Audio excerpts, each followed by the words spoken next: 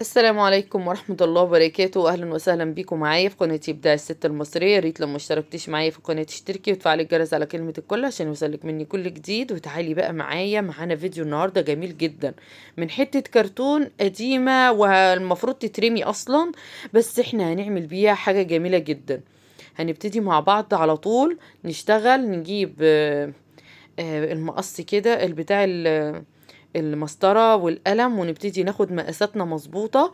انا عايزة بالطول بالعرض كده 10 سنتي وطولها 50 سنتي، يعني انا عايزة في الطول طوالي كده 50 سنتي. زي ما الحتة اللي انا باخدها دي هتبقى طولها كلها 50 سنتي. هاجي هنا هاخد 20 سنتي وهطلع 10 سنتي لفوق، ماشي، وهروح واخدة برضو كده 20. لازم دي هقصها كلها حتة واحدة مع بعضها. هنقصها بقى بالمقص واوريكي هتبقى شكلها ايه. كده بقى انا قصيتها، وكمان قصيت الجزء اللي في النص اهوت بتاع العلبة بتاعتنا من هنا في النص تقريبا كده بالظبط، وبتروحي واخدة وقصها.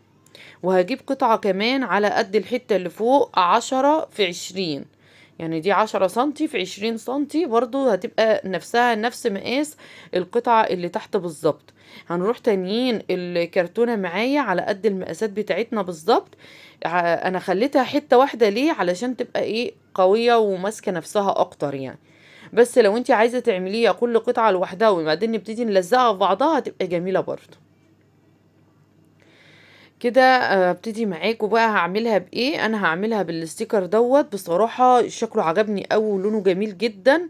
هنعمل بيه العلبة بتاعتنا. طيب هنقفلها ازاي الاول؟ لا، انا هنقفلها من جوه الاول وبعدين نرجع نقفلها من بره علشان يبقى سهل علينا اكتر. واحنا بنقفلها او واحنا بنغلفها بالستيكر، ان احنا نقفلها من جوه الاول وبعدين نبتدي ناخد مقاساتنا ونقص كده بالمقص ونروح ايه ملزقينها معاكم. طبعا انا عارفه ان انتوا شاطرين وبتعرفوا تلزقوا الستيكر وكل حاجه، بس في بنات صغيره معانا اول مره او ستات كمان ما بيعرفوش يلزقوا الستيكر دوت، وما بيعرفوش يشتغلوا الشغل ده. فانا حابه اوريهم الحاجات دي تفاصيلها ايه بالظبط علشان خاطر ما تبقاش في حاجه صعبه معاهم. كده غلفت الحتة دي. طب الحتة دي مش مشكلة، هنوصلها وهتبقى حلوة برضو ومش باينة. اهم حاجة وانتي بتعملي في هنا الشكل مثلا بتاع ال الستيكر بتاعك، فيه مثلا حاجات بالطول او بالعرض. فوانا بوصل اخلي بالي ان لما اوصل الحتة اللي بالطول تبقى برضو جنبها حتة بالطول، ما اجيش احط جنبها حته يعني اعملها بالعرض كده. لا، الخطوط بتاعتها مثلا الرسمه بتاعتها ما تبقاش لا بالطول ولا بالعرض، كله يبقى شبه بعضه ونفس المكان نفس الشكل، يبقى يا بالطول يا بالعرض كله زي بعضه عشان تطلع معاكي الرسم التقفيل بتاعك مظبوط والرسمات مظبوطه مع بعضها. وتطلع معاكي كأنك مش موصلاها انت، هي كأنك انت عاملاها كده اصلا، يعني هي كأنها حتة واحدة، مش هيبقى فيها كأنها فيها وصلات خالص. كده انا قفلتها اهوت، وهبتدي افتح بقى الحتة اللي في النص ديت يعني ونشرطها كده بالمقص، ونبتدي نروح ملزقينها على فوق. كده خلاص انا قفلت العلبة بتاعتي من جوه. هبتدي بقى ان انا اجيب المسدس بقى وابتدي الزق العلبة بتاعتي واقفلها بقى خلاص، يعني كده مش محتاجة حاجة من جوه تاني. انا كده قفلتها تمام ومش محتاجة كده اي حاجة من جوه. هبتدي كده خلاص قفلتها اهو. خلاص ابتدي اجيب بقى الحتة اللي هي لوحدها ديت هقفلها الاول. هجيب كده الستيكر واروح واخدة المقاس، هي دي كده مقاسها مظبوط، واروح لازقاها ومغلفاها برضو. هنبتدي بقى مع بعض ان احنا بعد ما نغلفها كده هنلزقها بقى ونشوف هنعمل ايه عشان نقفل العلبة بتاعتنا بالستيكر. طبعا انت اي لون ستيكر واي شكل انت بتحبيه او انت حباه تقدري ان انت تعملي بيه، يعني مش شرط الايه اللون او الطريقة اللي انا عاملة بيها، انت ممكن تعملي بالحاجة اللي انت بتحبيها وانت عايزاها يعني. كده انا قفلتها اهوت. مفيش اي مشكلة، تمام خالص. هبتدي بقى الزق برضو الحتة اللي تحت بمسدس الشمع. هنعمل بالراحة ونلزق واحدة واحدة، حتى لو انتي لسه مبتدئة اعملي بالراحة خالص، والزقي بالراحة واستني على الشمع ما ينشف عشان خاطر تطلع الحاجة معاكي مظبوطة. الشمع ما يعملش ويبوظ وينشف بسرعة وتبقى مش حلوة، لأ، هي كده هتبقى حلوة جدا. طيب انا دلوقتي قفلتها من جوه، هقفلها بقى من بره. جبت حتة ستيكر على قد الشغل اللي احنا بنعمله، ما تقلقيش خالص، حتى لو حتة اتقطعت منك جرى اي حاجة هنبتدي نلزقها برضو عادي جدا. طيب هو انتي بعد ما يعني انا بعد ما عملت القطعة اللي تحت هلزقها برضو مع اللي فوق، يعني جبت حتة على قد داير ما يدور للعلبة كلها. طب ليه؟ ما احنا لزقناها قبل كده. لا، احنا لزقناها عشان يبقى الشغل بتاعنا متفنش نضيف، ولزقت عليها مرة كمان القطعة اللي تحت علشان خاطر تبقى ماسكة في العلبة معايا كلها داير ما يدور، كأنها قطعة واحدة، ما يبقاش فيه فارق ان احنا لزقنا القطعة اللي تحت لوحدها. كده بقى بعد ما خلصتها انا عايزه بقى ايه ازوقها كده ونعملها شكلها حلو. فعندي الاسترس ده شكله جميل جدا وشكله حلو، وعندي الستان دوت انا عملت منه ورد جميل كده زي اللي عملناه بقى في الفيديو اللي فات. انا عملته معاكم كتير جدا، الورد دوت سهل قوي. حبيت اختصر برضو معاكم في الفيديو ان انا عملت شويه ورد كده نستعملهم، وهنستعمل برضو الاسترس.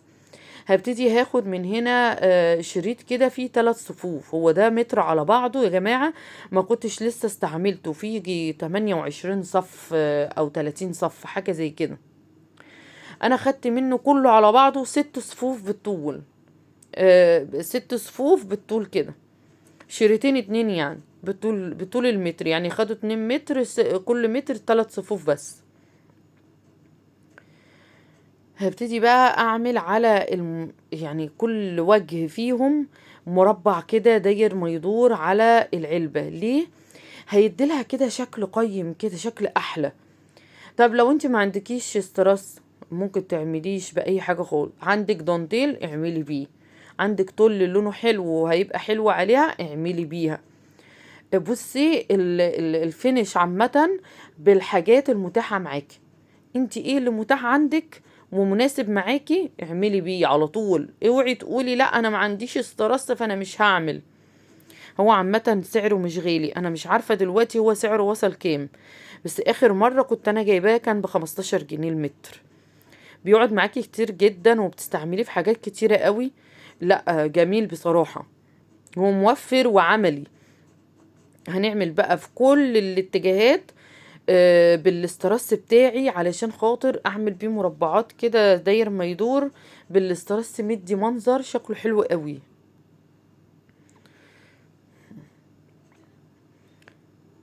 كده خلصت كده بالاسترس اهو داير ما يدور. بس انت برضو هنعمل بقى الحتة اللي في النص دي، بس انت برضو لو مش عايزة، لو عايزة تعمليها برضو بالاسترس بس اعمليها، مش عايزة تعمليها وهتعمليها بالستيكر بس وتقفليها على كده، لو الستيكر بتاعك فعلا شكله حلو زي بتاعي كده ولونه عجبك خلاص اعمليها بس بالستيكر بس وخليها كده علبة مناديل شكلها حلو خلاص. بس انا بقول الاسترس بيديلها منظر جميل، لو دانتيل مثلا طول اي حاجة موجودة عندك هتديلها منظر جميل قوي.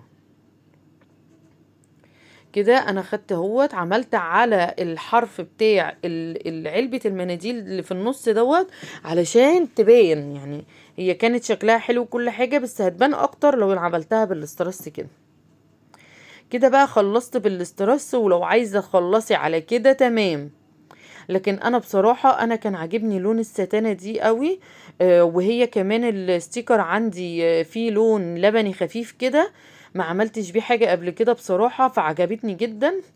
هبتدي بقى اوزع بقى، عملت شوية ورد جميل كده وهوزعه على العلبة بتاعتي، هيديلها منظر جميل قوي في الاخر، بصراحة شكلها تحفة. وزعت كده زي ما انت شايفة الورد اهوت عليها كلها، وهبتدي بقى ايه احط واحدة في النص هنا، واحط برضو اليمة دي احط لها واحدة في النص بس.